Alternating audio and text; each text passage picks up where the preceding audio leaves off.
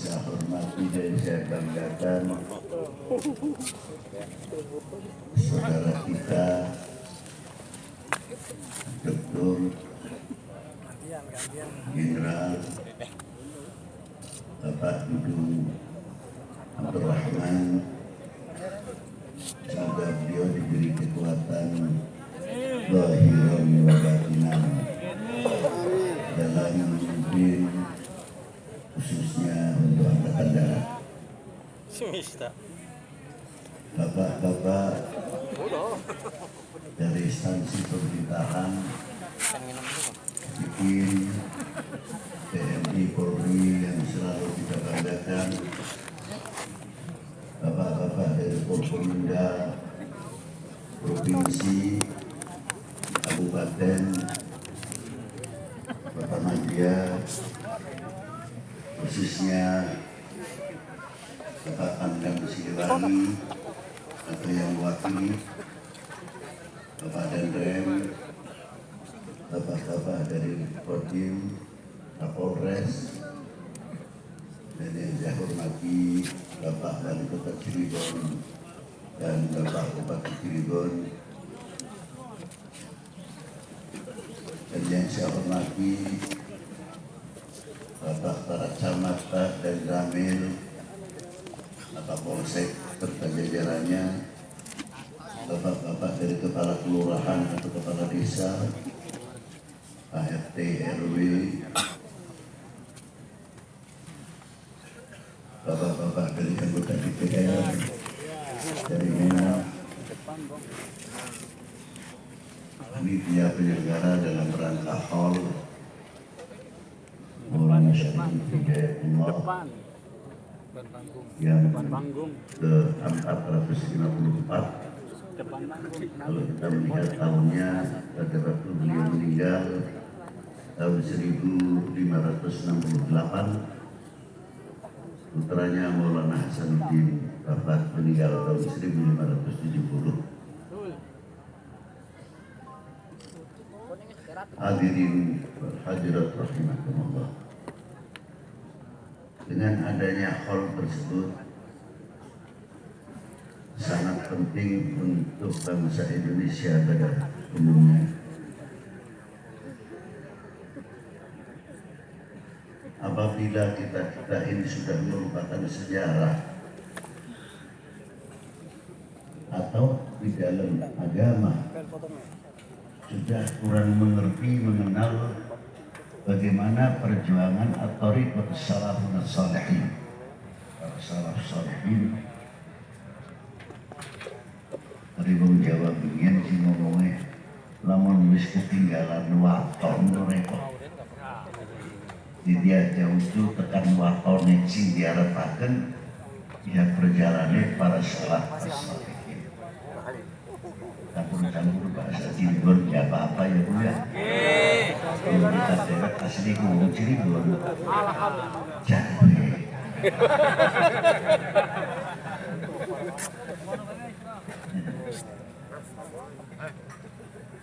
Ma'asyiral muslimin rahmatullah. Jadi sejarah itu yang mempunyai fondasi mau menjadi orang yang agama yang luar biasa tidak terlepas dari sejarah. Sampai di Quran dewek loh, supaya kita tidak melupakan sejarah. Mana surat Hud, surat Yunus, Luqman, Ibrahim, nama-nama para nabi. Tidak ketinggalan wali perempuan Siti Maria, surat Maria. Tidak cukup iku baik, ada lagi. Bagaimana kita bisa menghargai bukan untuk manusia saja, hayawan pun diangkat. Suratul Baqarah, Suratul Ankabut, di Suratul Kahfi diangkat nama satu hewan yang sebetulnya mughalladhah tapi menjadi hayawan yang mulia. Kitmir arane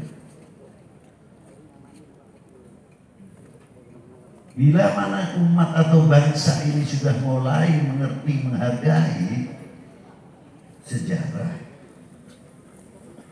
biasanya akan terulang. Maka dengan adanya orang yang mengerti dan mau mendalami tentang sejarah, insya Allah akan menjadi bangsa yang tidak mudah digoyang. Menjadi bangsa tidak mudah kena hoax. Karena apa? Tahu karakter bangsa, tahu sejarah bangsa. Dengan sejarah bangsa tersebut atau sejarah perjalanan agama bisa menjadi untuk contoh kita semuanya. Contoh, setelah Sayyidina Utsman,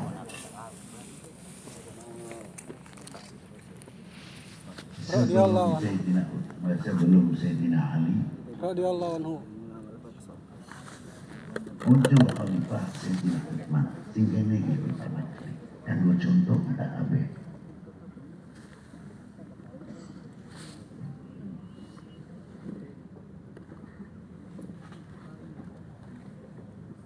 Mesir pada waktu itu gubernurnya rusak. Asal usul ruwet pusing yang dingin. Aja terus nih Sayyidina Ali baik.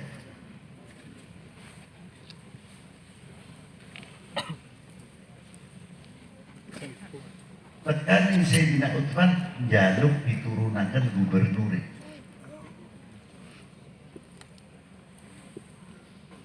Dituruti dening Sayyidina Utsman, sing datang siapa? Muhammad bin Abi Bakar Siddiq radhiyallahu taala anhu.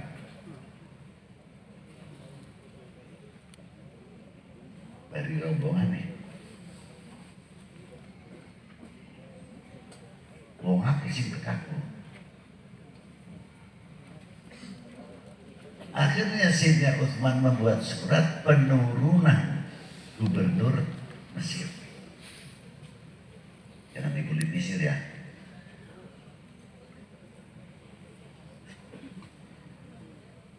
Ketika rombongan Muhammad bin Abi Bakar Siddiq pulang, anak arane bungsu dalam selimut kita kurang awas. Ini biar karaoke kacau. Siapa? Marwan bin Hakam.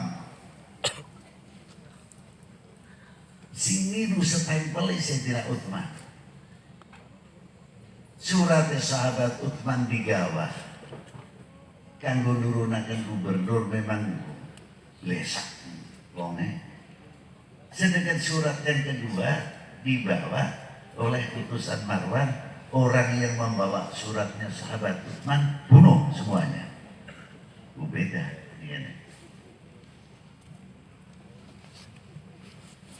Contohi, wong kupen aja mudah pancing. Akhir ketemu ninggalan mencurigakan rombongan sing siji. Tercurigai betul membawa surat isinya dari Marwan bin Hakam. Tapi rombongan sini semangka dingin balik maning mudah Sayyidina Utsman menuntut siapa pembikin surat ini. Ini awal ruwet dinginnya pertama kalinya. Dengarkan baik-baik dulu. Akhirnya apa yang terjadi? Pecah. Tuntutan Marwan diturunkan belum sempurna, perpecahan semakin besar. Akhirnya dimanfaatkan.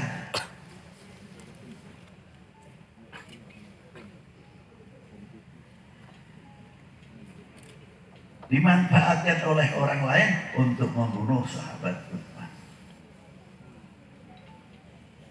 Sampai driji Nailah, istri tercinta, menahan pedangnya orang yang membunuh Sayyidina Utsman, empat-empatnya drijinya hilang.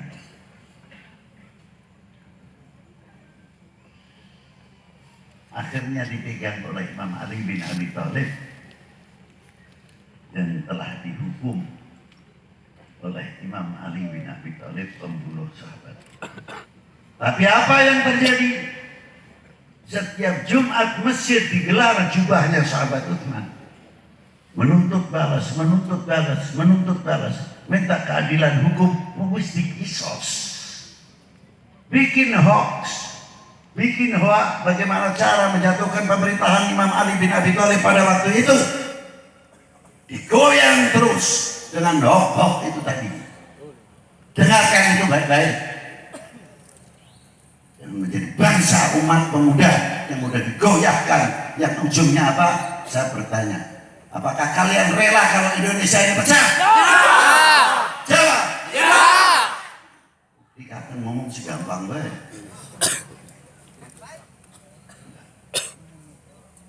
Satu contoh, tiap Jumat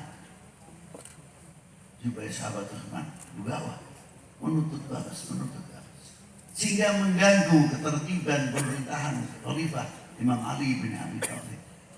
Jadi hoax baca kaget, sing bengian dia wis ana. Betul?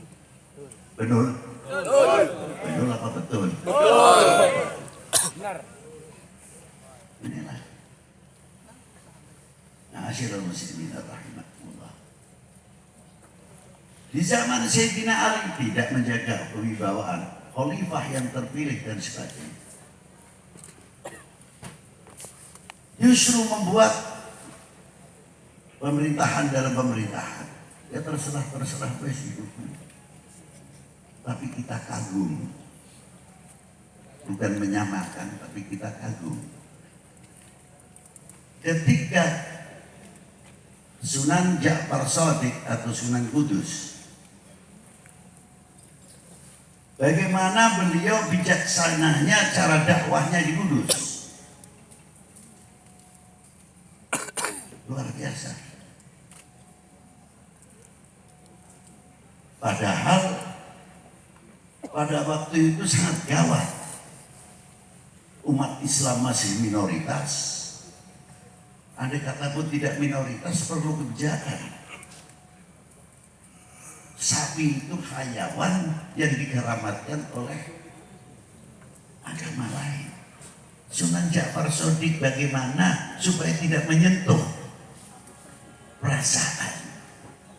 Beliau sudah lebih jauh bagaimana menjaga toleransi pada waktu itu. Kita ketinggalan jauh.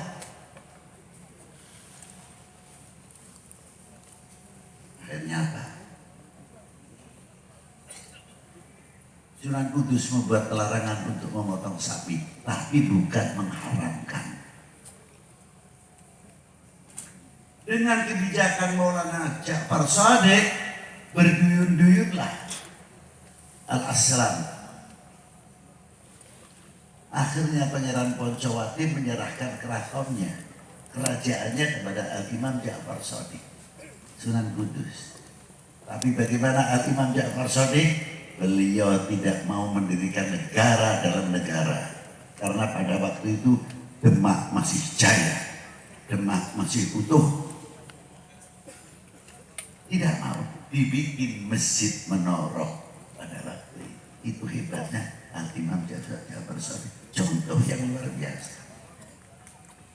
Ya pantas seumurnya Imam Ja'far Shadiq, beliau tidak terlepas dari ahli bait Nabi sallallahu alaihi wasallam. Imam Ja'far Shadiq bin Imam Ahmad rahmatillah bin Ibrahim Asmaraqandi bin Jamaluddin Husain bin Ahmad Syah Jalal bin Abdullah Uthman Khan bin Amir Abdul Malik bin Alwi Amal Faqih bin Muhammad Said Marbat bin Ali Khalid Qasam bin Alwi bin Muhammad bin Alwi bin Ubaidillah bin Ahmad Al-Muhajir bin Isa Al-Nagib bin Muhammad Al-Nagib bin Ali Uraidhi bin Ja'far Shadiq bin Muhammad Al-Baqir bin Ali Zainal Abidin bin Husaini Sibti bin Ali bin Abi Thalib wa bin Fatimah Zahra al-Batul binti Rasulullah sallallahu alaihi wasallam. Sallallahu alaihi Nabi Muhammad. Maqala Nabi sallallahu alaihi wasallam, "Innama ahli baiti fikum kasafinatin Nuh." Anak cucuku untuk kalian wahai umatku bagaikan perahunya Nabi Allah. Penyelamat umat.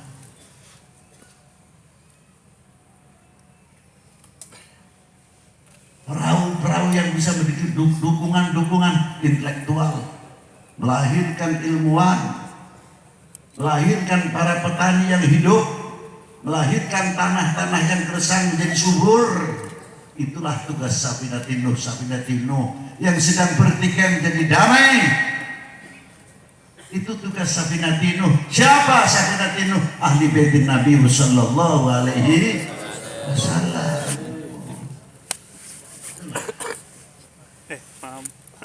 Pantas.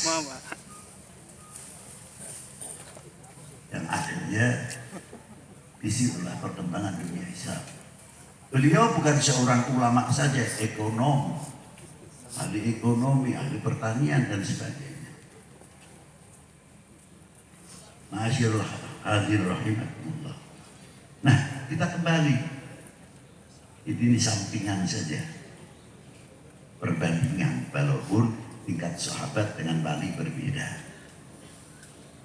Kita teruskan.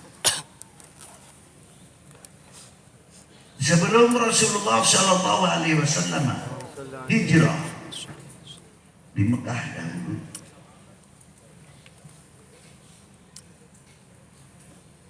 Mekah adalah kota ritual. Tapi kalau Madinah kota ritual, kota ekonomi, berbeda.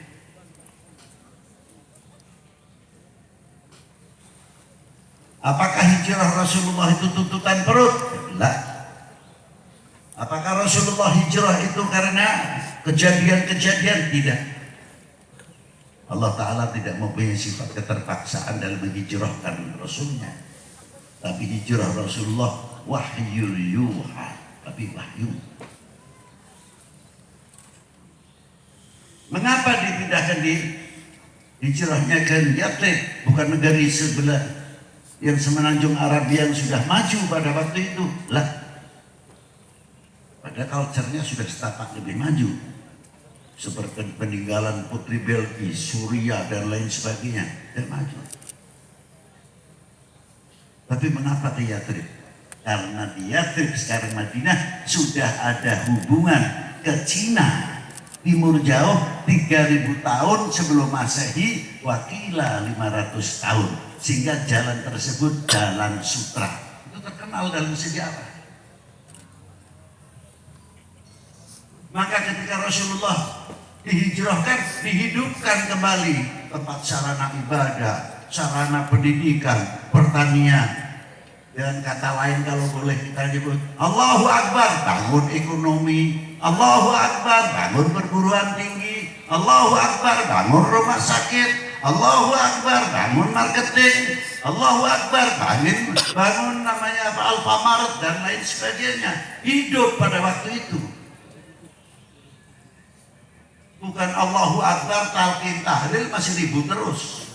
Bangsa lain sudah maju, kita masih ruwet baik.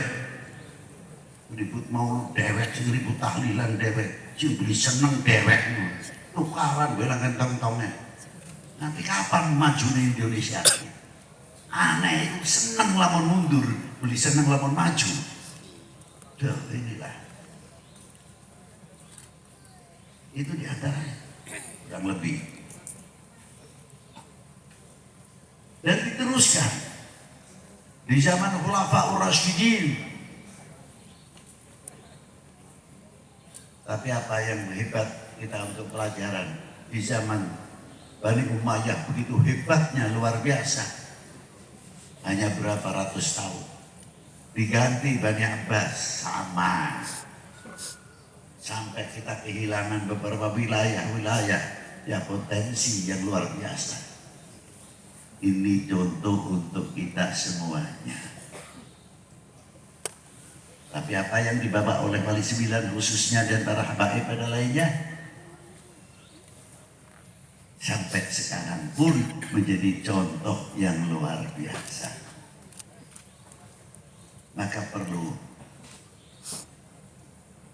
Maka ketika Rasulullah pertama kali hijrah, luar biasa apa yang dilakukan oleh baginda Nabi di Agam Madinah. Coba kita pelajari. Satu sisi membalagh risalah, Yang kedua, untuk ukhuwah wataniyah. Nah, di dalam wataniyah itu hidrogen, pluralisme. Siapa di antara kaum Yahudi sendiri, Nasoro sendiri, suku-suku sendiri diberi hak masing-masing oleh Rasulullah. Masa sejarah itu di Madinah. Diberi hak statusnya masing-masing. Untuk apa? Untuk ukhuwatil wataniyah. Kita tiru itu beliau. Jadi kita sudah diberi contoh oleh baginda Nabi Sallallahu Alaihi Wasallam dari dahulu, yang akhirnya berhasil mempersatukan. Ya wajar kalau ada yang kurang puas dan tidak puas, tapi perjuangan baginda Nabi berhasil mengukhuwahkan umat, bangsa, sampai ditiru oleh anak cucunya yang masuk ke Indonesia khususnya. Ini kita tantakan ente kalau beli Jawa. Apa keistimewaan ziarah ini menjadi? Ya baru kok sama baru bikin di ente kita ya butuh nih. Ayo apa? Mahabbah Cina sama umat Islam. Mempersatukan umat. Sebelah non muslim, sebelah muslim. Tiap Jumat keluar masih ramai begitu. Masih ya macam-macam ziarah. Uang mati 400 tahun lebih masih bisa mempersatukan umat. Kira dari kita bisa apa? Nah, contoh bukaton beli, tinggal niru baik. Satu contoh.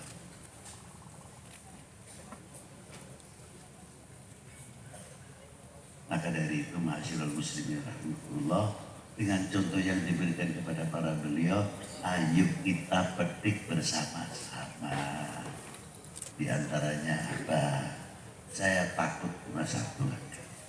Yang telah dibina, yang telah dirintis oleh para sesepuh, para bini sepuh khususnya di Cirebon ini kan luar biasa.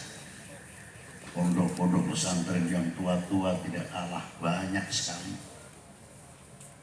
Nah, kita satu tak bolak-balik sering ayatin hadis kita sampaikan terus.